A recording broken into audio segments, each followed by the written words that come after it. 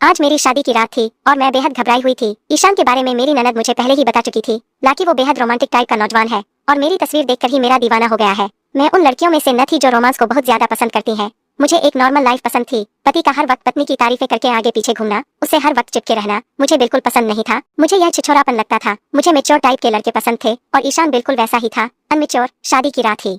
उसने मेरी तारीफ के लिए सीधे साधे शब्दों की बजाय मुझे शेरो शायरी सुनानी शुरू कर दी थी। मुझे शायरी आज तक समझ ही नहीं आई थी, इसलिए उसकी रोमांटिक शायरी भी मेरे सर के ऊपर से गुजर गई थी। मुझसे कहने लगा कैसी लगी शायरी। मैंने कहा कि अच्छी है। खैर 1 साल के बाद ही समझ आती है कि उसका पति उसके लिए कितनी मोहब्बत रखता है। ईशान आम मर्दों से अलग था। आम मर्दों की तरह उसने मुझे यह नहीं कहा था कि मेरी माँ के आगे जबान मत चलाना, उनके हुक्म के आगे सर झुकाए रखना, मेरी बहनों की सेवा करना, जब भी वह ससुराल से आए तो उन्हें शिकायत का मौका ना देना। यह सब कुछ उसने नहीं कहा था। उसने तो बस अपनी और मेरी बात की थी। शादी के शुरू के दिन बहुत ही अच्छे गुजरे थे। ईशान का इरादा था कि हम लोग हनीमून के लिए मनाली, शिमला, नैनीताल और फिर कश्मीर की खूबसूरत वादियों में घूमने जाएंगे और लाइफ को खूब एंजॉय करेंगे। शौक तो मुझे भी घूमने फिरने का बहुत था, लेकिन शादी के फौरन बाद ही मेरे ससुर की तबीयत कुछ ज्यादा ही खराब हो गई, इसलिए उन्होंने हमें जाने से मना कर दिया। कहने लगे अगले महीने चले जाना। एक तो शादी पर भी बहुत खर्चा हो चुका है और अब मेरी बीमारी पर भी अस्पताल पर पैसे लग रहे हैं। वैसे तो इस बात को सुनकर मेरा मूड खराब हो जाना चाहिए था, लेकिन मैं बिल्कुल नॉर्मल थी। हाँ, ईशान का मूड बेहद खराब हो चुका था। कहने लगा यह भी कोई बात हुई भला, सब लोग शादी के फौरन बाद हनीमून पर जाते हैं, 1 महीने बाद कौन जाता है। मैंने कहा ईशान कोई बात नहीं, पापा जी की तबीयत ठीक नहीं है, अगले महीने चले जाएंगे। मेरे प्यार से समझाने पर बस उसे एक ही काम आता था, मुझसे मोहब्बत भरी बातें करना। मुझे भी खैर यह सब अच्छा लगता था, लेकिन 1 महीने बाद मेरे ससुर की तबीयत तो कुछ ठीक हो गई थी और हमारा इरादा मनाली घूमने जाना था कि अचानक से मेरी तबीयत खराब हो गई। मेरी उल्टियां रुकने का नाम नहीं ले रही थी, जो भी खाती फौरन से निकल जाता और मेरी ऐसी हालत पर सबसे ज्यादा इरिटेशन मेरे पति को महसूस हो रही थी। मेरी सास मुझे डॉक्टर के पास लेकर गई और जो खबर डॉक्टर ने सुनाई उसे सुनकर मुझे कुछ अफसोस हुआ था, लेकिन खैर जो हो गया था उसे टाला नहीं जा सकता था। मैं इतनी जल्दी यह सब कुछ नहीं चाहती थी, लेकिन भगवान की मर्जी के आगे कुछ बस नहीं था। ये बात मेरे लिए बहुत ज्यादा खुशी का कारण भी थी, क्योंकि माँ बनना एक अलग ही खूबसूरत एहसास होता है। लेकिन डॉक्टर ने मेरा सफर मना कर दिया था। कहने लगी तुम्हें पहाड़ी जगह पर बिल्कुल नहीं जाना चाहिए, क्योंकि तुम्हारे लिए यह खतरनाक साबित हो सकता है। पहली प्रेगनेंसी है, सावधानी रखना जरूरी है। अगर एक बार प्रॉब्लम हो गई तो फिर हर बार प्रॉब्लम होगी। मैं तो इन चीजों से वैसे ही बहुत घबरा रही थी, इसलिए मैंने कहा मुझे कहीं नहीं जाना। मेरी सास को भी यही सही लगा, लेकिन जब यह खबर ईशान को मालूम हुई तो उसने तो शोर मचा के रख दिया। कहने लगा इतनी जल्दी कैसे हो सकता है मेरा।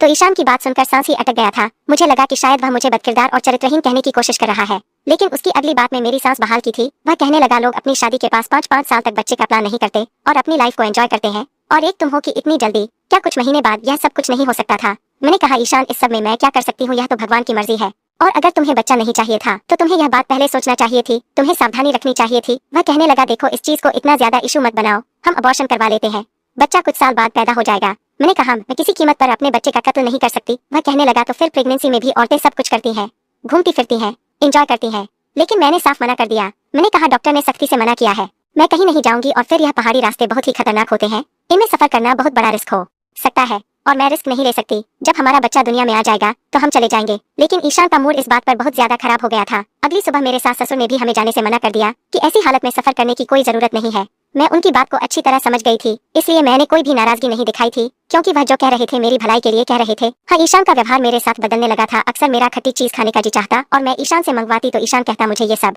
चोचलेबाजी पसंद नहीं है। एक तो तुमने मेरा सारा प्लान चौपट कर दिया और अब तुम इन गर्मियों के मौसम में कीनू खाने को कह रही हो। कहाँ से लाऊं मैं यह सब कुछ। लेकिन मेरी ये हालत थी कि मुझे कुछ भी डाइजेस्ट नहीं होता था और जिस चीज का जी चाहता वह चीज मुझे ईशान लाकर नहीं देता था। एक बार मैंने उसे गोलगप्पे मंगवा लिए, लेकिन वह लेकर नहीं आया। मेरा दिल इतना बुरा हुआ कि मैं रोने लग गई। मैं नहीं जानती थी कि मेरा दिल गोलगप्पे खाने को इतनी तेजी से क्यों कर रहा था। शायद यही वक्त होता है कि औरत अपने बस में नहीं रहती। मैं इतना रोई कि पूरी रात मेरी रोकर गुजरी थी। अगले दिन मेरी सूजी हुई आंखें देखकर मेरे ससुर और सास चौंक गए। पूछने लगे कि क्या हुआ है, तुम्हारी आंखें सूजी हुई क्यों है। मजबूरन मैंने अपनी सास को बता दिया। वह कहने लगी यह क्या बात हुई भला, उसने तुम्हारी बताई हुई चीज लाकर क्यों नहीं दी। इसी हालत में तो औरत को खुश रखना चाहिए। अगले दिन मेरी सास ने मुझे प्लेट भरकर गोलगप्पे दिए थे।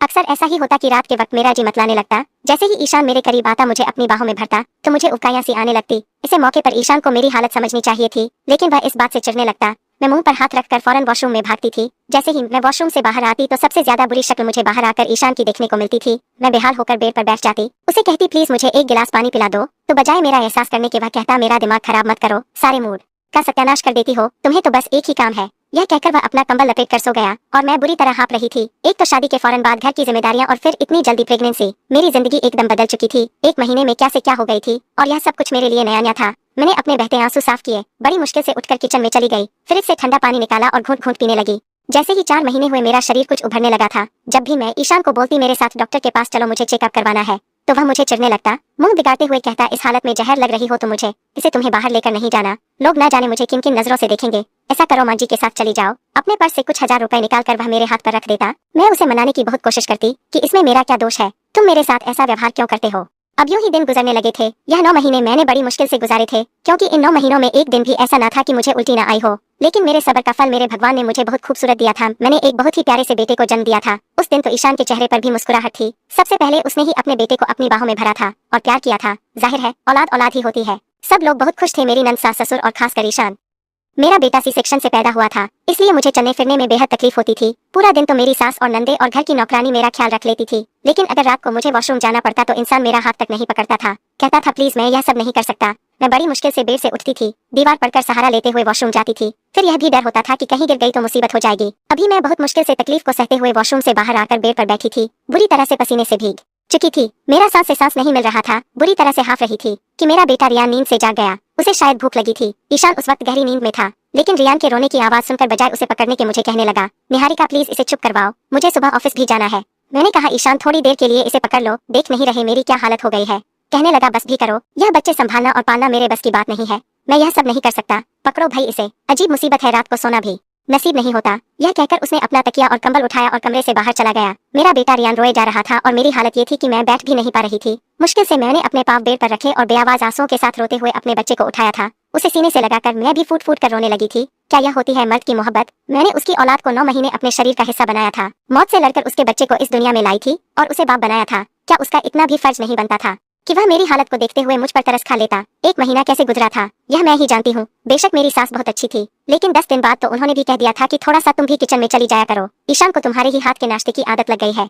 मैं नाश्ता बना कर देती हूँ तो 100 कमियां निकलता है। बच्चे की पैदाइश की 1 महीने के बाद मैं नहा धोकर अच्छे से फ्रेश हुई थी और भगवान की पूजा भी की थी, और इस 1 महीने में ही ईशान का सब्र जवाब दे गया था। न उसे मेरा एहसास था, न ही छोटे बच्चे का। उस दिन रियान के पेट में दर्द था, वह बार बार सोते से उठकर रोने लगता था। बड़ी मुश्किल से मैंने उसे सुलाया था। रात के 2 बजे तक मैं रियान को सुलाकर फ्री हो पाई थी। मैं खुद भी नींद से बेहाल हो चुकी थी। जैसे ही रियान गहरी नींद में गया और मैं सोने के लिए लेटी, उसी वक्त ईशान मेरे करीब आ गया और मुझे अपनी बाहों में समेटने लगा। मेरी आंखें नींद से चूर थी। मैंने कहा, प्लीज ईशान मुझे सोने दो। कहने लगा, बको मत, 1 महीने से बस तुम्हारी शक्ल ही देख रहा हूँ, खबरदार जो आज मुझे जरा भी नखरा दिखाने की कोशिश की तो। वह रात मेरी ईशान की नजर हो चुकी थी। फ्री होने के बाद वह मेरी तरफ से करवट लेकर सो चुका था और मैं बेदम सी बेड पर पड़ी रही थी। खुद को समेटते हुए वॉशरूम गई और फ्रेश होकर बाहर आई थी। मुझे अभी सोए हुए बस 1 ही घंटा गुजरा था कि रियान फिर से रोने लगा। उसकी आवाज सुनकर मुझे ही उठना पड़ा था। मेरा जी चाहा कि रो दूं। क्या सारी कुर्बानियां औरत के लिए होती हैं। शाम के 7 बजे रियान का रोना शुरू हुआ था और सुबह 8 तक जारी रहा था। मैं उसे गोद में लेकर कमरे के चक्कर लगाती रही थी, तब कहीं जाकर वह सोया था और मेरी यह हालत थी कि चक्कर खाकर गिर जाऊंगी। रियान को बेड पर लिटाकर मैं कमरे से बाहर निकल गई, क्योंकि सास ने भी रात को कह दिया था अब कल से घर संभालो, इसलिए सास ससुर को नाश्ता बना कर दिया। फिर ईशान के ऑफिस की तैयारी करने लगी। पूरा दिन मेरा घन चक्कर बने गुजरने लगा था। रात को रियान सोता तो ईशान अपनी बेताबियों के साथ जाग उठता। कई बार मैं से कह चुकी थी, मेरा ऑपरेशन हुआ है, ईशान कुछ तो मेरा एहसास करें। लेकिन मर्द को शायद इन बातों से कोई मतलब नहीं होता। वह मुझे शरारत करते हुए कहता कि मेरा ख्याल कौन रखेगा। फिर कसम से बड़ी जालिम हो तुम, इतना चाहने वाला पति है तुम्हारा और एक तुम हो कि उसकी मोहब्बत का जवाब मोहब्बत से देने की बजाय नखरे दिखाती हो। मैं यह सब सुनकर चुप हो जाती। दिन रात की जिम्मेदारियां संभालते संभालते मैं थक चुकी थी। अब तो मेरे चेहरे की रौनक भी मुरझाने लगी थी। पूरी रात रियान जगाए रखता और पूरा दिन सोता रहता था, और दिन भर मुझे आराम की बजाय पूरे घर को संभालना पड़ता था। कामों से फुर्सत नहीं मिलती थी। मेरी आंखों के नीचे काले गहरे गड्ढे पड़ने लगे थे। उस पर भी ईशान मुझे ताने देने लगा था। कहता, यह तुमने एक ही बच्चे में अपना क्या हाल बना रखा है।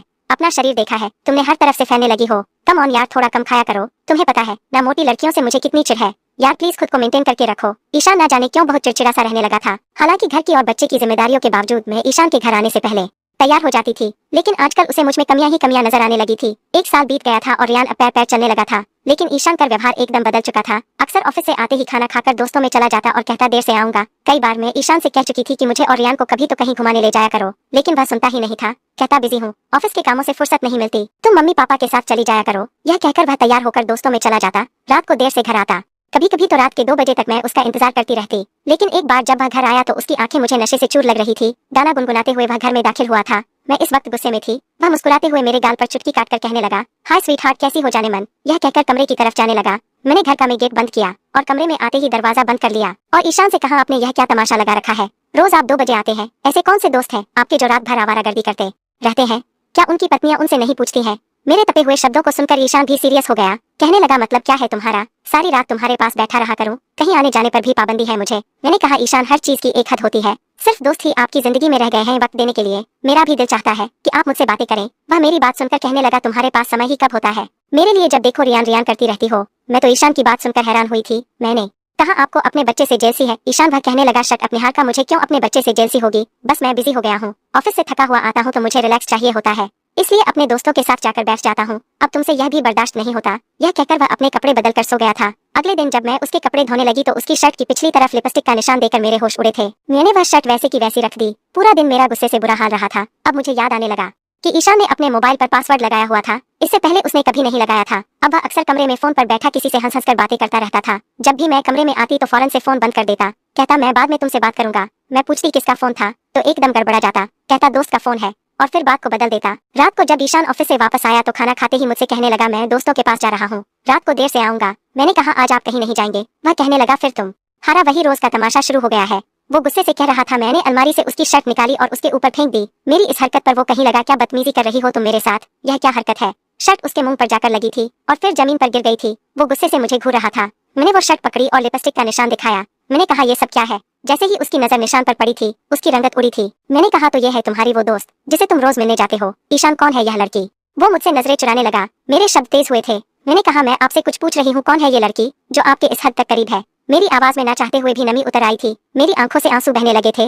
मैंने कहा क्या कमी थी मेरी मोहब्बत में या मेरी वफा में जिसका आपने मुझे यह सिला दिया है। मेरी बात पर वो तंजिया मुस्कुराया था। कहने लगा मोहब्बत। फिर मेरे पास आकर कहने लगा कौन सी मोहब्बत की है, तुमने मुझे अपने पास तो आने नहीं देती हो। 1 महीने के बाद ही तुम्हें बच्चा पैदा करने का भी शौक हो गया। मैंने उसी वक्त तुमसे कहा था कि मुझे लाइफ एंजॉय करनी है।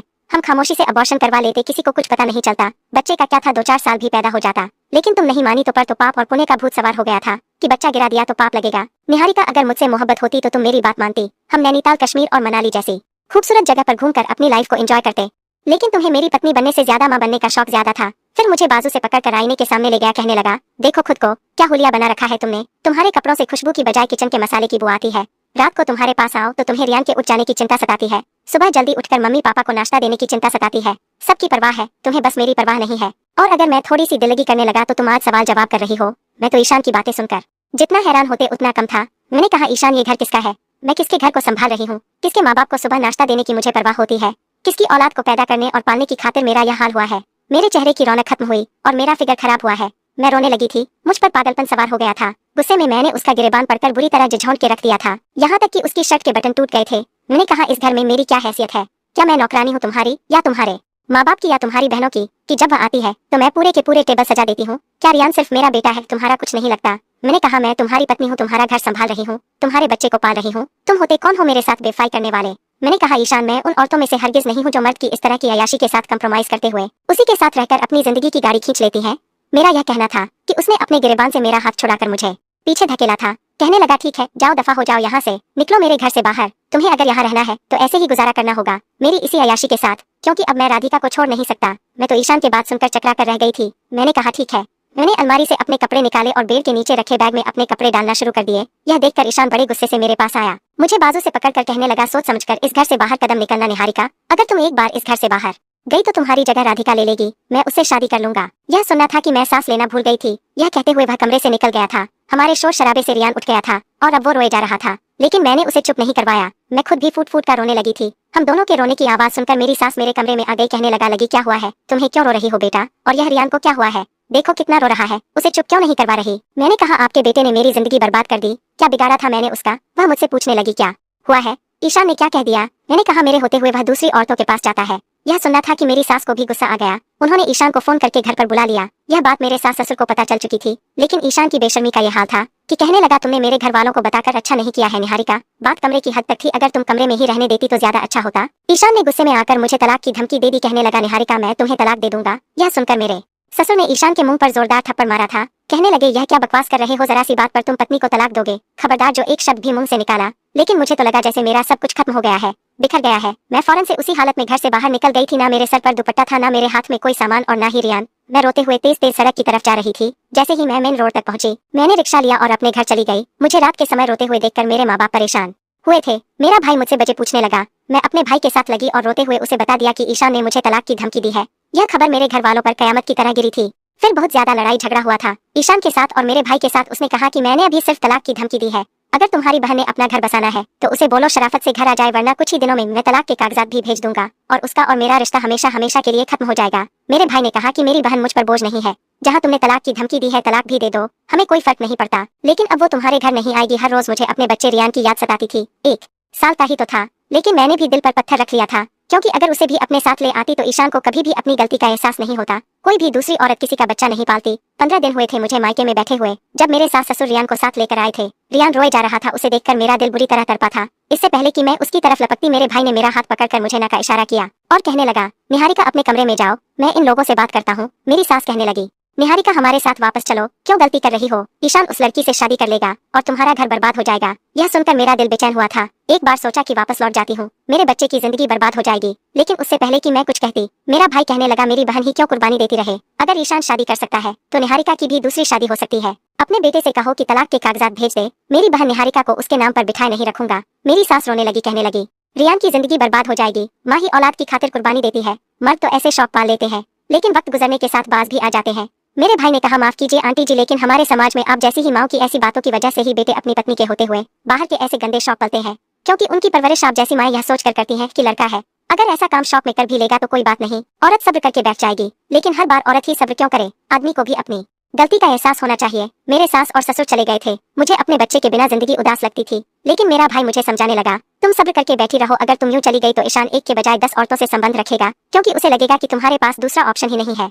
2 महीने गुजरने के बाद ईशान मुझे लेने आया था। इत्तेफाक ऐसा था, दरवाजा मैंने ही खोला था। शेव बड़ी हुई थी, आंखें भीगी हुई थी। मुझे देखकर शर्मिंदा भी हुआ था। मैंने दरवाजा बंद करना चाहा तो उसने अपना हाथ दरवाजे के बीच में रखकर दरवाजा बंद होने से रोका था। कहने लगा, निहारिका भगवान के लिए मेरी बात सुन लो, तुमने अपना फोन तक अपने भाई को दे रखा है। मैं तुमसे पिछले 15 दिन से बात करना चाहता हूँ, लेकिन तुम्हारा भाई।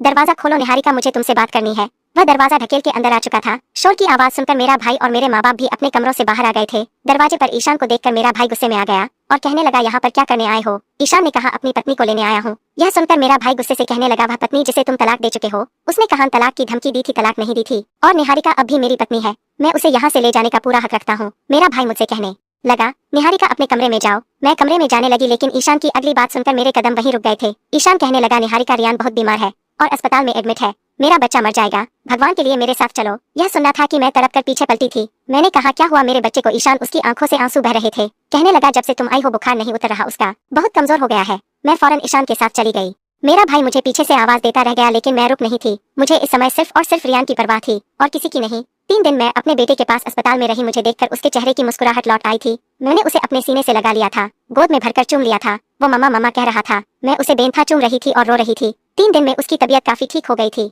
हॉस्पिटल से भी छुट्टी हो गई तो ईशान मुझे सीधा घर ले गया था। मेरे सास ससुर भी खुश हो गए थे। रात को रियान के सोने के बाद ईशान मेरे करीब आ गया, मेरे सामने हाथ जोड़कर माफी मांगने लगा। कहने लगा, निहारिका, मुझे माफ कर दो। मुझे समझ आ गई है कि पत्नी पत्नी ही होती है। यह हर दूसरे तीसरे लड़के से दोस्ती करने वाली लड़कियां कभी घर नहीं बसा सकती। उन्हें सिर्फ पैसा और अय्याशी ही प्यारी होती है। मेरा तुमसे वादा है, मैं आगे कभी तुम्हारे साथ बेईमानी नहीं करूंगा। मैंने कहा, मैं सिर्फ अपने बेटे के लिए वापस आई हूँ ईशान, आपके लिए नहीं। मेरी बात सुनकर वह बेचैन सा हुआ था। कहने, मैं जानता हूँ तुम मुझसे बहुत नाराज हो, तुम्हें होना भी चाहिए, लेकिन निहारिका, मुझे हर हाल में तुम्हारा साथ चाहिए। मैं अब तुम्हारे बिना नहीं रह सकता। मुझे अपनी गलती का एहसास हुआ है और मैं अपनी इस गलती का पश्चाताप भी करने को तैयार हूँ। एक बार मेरी बात का विश्वास करके देखो, मैं तुम्हें जिंदगी में सारी खुशियाँ दे दूंगा और प्लीज इनकार मत करना। ईशान की इन बातों ने मुझे बेचैन किया था। मैंने कोई जवाब नहीं दिया, लेकिन मेरे दिल में उसके लिए अब वह मोहब्बत नहीं रही थी जो पहले कभी हुआ करती थी। ईशान मेरा पहले से भी ज्यादा ख्याल रखता था, लेकिन बदले में मैं उसे वह प्यार नहीं दे पाती थी जिसकी वह मुझे उम्मीद लगाए हुए था। पति पत्नी का रिश्ता ऐसा ही होता है, किसी शीशे की तरह एक बार दरार आ जाए तो कभी पहले जैसी मजबूती नहीं रहती। मेरी खामोशी ईशान को खलने लगी थी। बार बार कहता, निहारिका, तुम पहले जैसी नहीं रही,